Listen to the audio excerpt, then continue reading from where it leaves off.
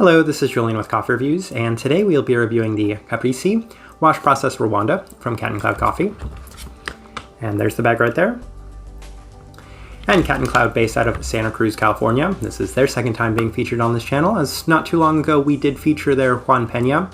This coffee specifically was a highly suggested coffee to us by subscriber Barry, so thank you and shout out to Barry for the suggestion. He says that this was one of his favorite coffees of the entire year and was curious to hear our thoughts and impressions of this coffee as well. So we're always super happy to give our own thoughts and impressions of a coffee that comes this highly recommended as this Cat and Cloud was. This right here is day 14 of this coffee. And recipe for this coffee, it is a 16:1 water to coffee ratio brewed at 203 degrees Fahrenheit through the Chemex. And Cat and Cloud as a whole is a light medium American for the roast profile. This is ever so on the slightly developed side of that light medium, but it's still a light medium. Just keep that in mind, keep it as a light medium American for the roast profile, and we'll start discussing this coffee.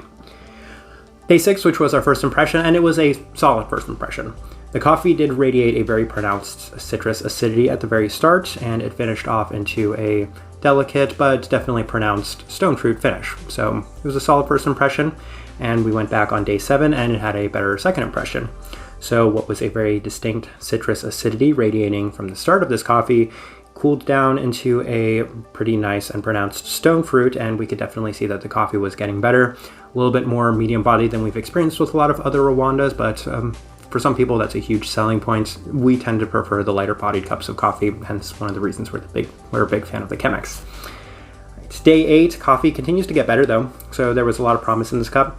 The finish in the cup was by far the best part, as especially on this day, there were some days where the stone fruit had become really pronounced, and one of the things we love the most in coffee is stone fruit flavor notes, and we did go and purchase an apricot because it had been a while since I've had an apricot, and can definitely see the resemblance, definitely understands the stone fruit, very notable stone fruit, especially at this time on this day.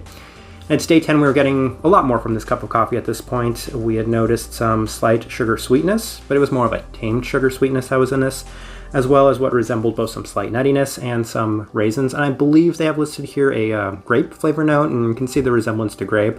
A little bit more raisin for me personally, but can definitely see the resemblance there.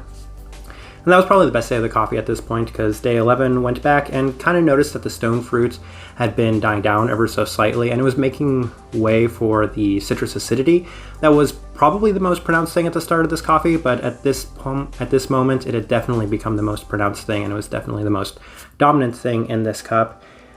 Yeah, still the nice sugar sweetness, which was increasing as well, so there were some positives as this coffee had aged too, but kind of losing out the stone fruit in place of the citrus acidity is not going to be our favorite thing, so definitely keep that in mind.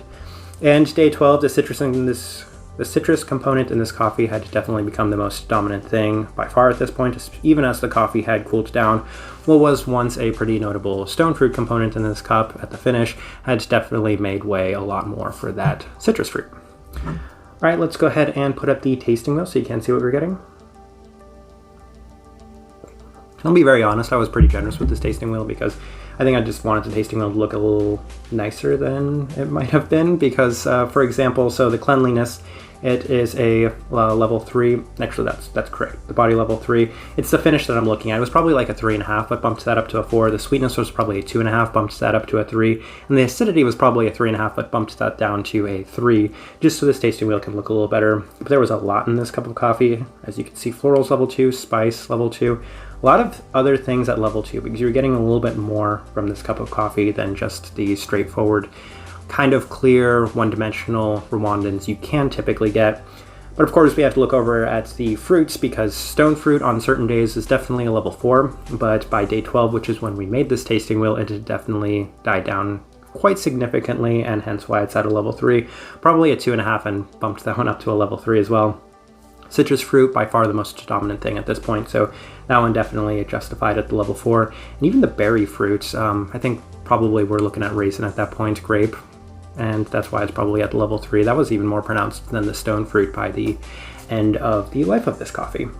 But yeah, I think I like the way that this tasting wheel looks, especially at day 14 as well. All right, overall thoughts and impressions of this coffee. So the best way you can kind of compare this coffee to, the best thing you can kind of compare this coffee to is its contemporaries. So the Rwanda we've liked the most this year was the Rambagira from Makina, and the reason we loved that coffee so much was the clarity, as well as the light-bodied cup in that coffee. The cherry was also a really nice added benefit, as it was a really sweet and delightful cherry. But the two things we want to focus on, light-bodied component as well as the clarity. And given that this one was a little bit more medium-bodied and this one had a little less clarity, you can see why we might prefer the Rambagira in that case. I think on certain days, especially day 8 and day 10, when the stone fruit was really nice and pronounced in this cup of coffee, given how much we love that specific flavor, it's entirely possible that if that had been the most dominant thing throughout the life of this coffee, then this one might have been better than the Rambagira, especially if it did have a lighter body. But given that it's just a little less our flavor profile, don't necessarily love citric acidity, then you can see why this one might not be as enjoyable as the Rambagira had. Nonetheless, there were some really nice components to this cup of coffee, even if it wasn't necessarily our favorite. Type of person we would suggest this coffee to is somebody that does prefer the more medium-bodied cup, as opposed to something that might be a little lighter, as I know some people don't love the tea, and it's very common for a lot of people to. That's one of the reasons why the Chemex isn't as popular with a lot of other people as it is with us, because some people really do enjoy the traditionality of a cup of coffee having a little bit more body to it. And that's the case with this cup. Also keep in mind that the citrus is going to be more pronounced than a lot of the other flavors, so if you like something a little bit more medium-bodied with a citrus component, then this coffee is for you, as opposed to something like the Rambagira, which was a little bit more for us. I think we're going to leave it at that.